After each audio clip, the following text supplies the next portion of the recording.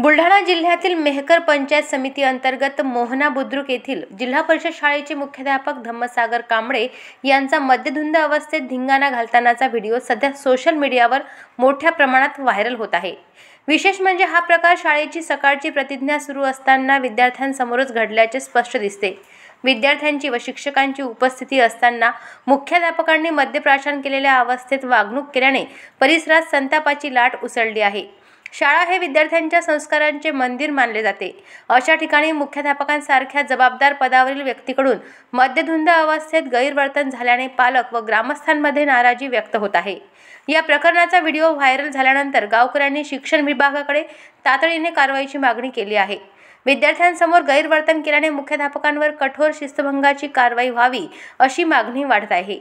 या घटनेमुळे जिल्हा परिषद शिक्षण विभागाचीही गंभीर दखल घेण्याची शक्यता असून संपूर्ण प्रकरणाची चौकशी सुरू करण्याची मागणी होत आहे। या प्रकारामुळे शाळेची आणि शिक्षण व्यवस्थेची बदनामी झाल्याचे पालकांचे मत आहे।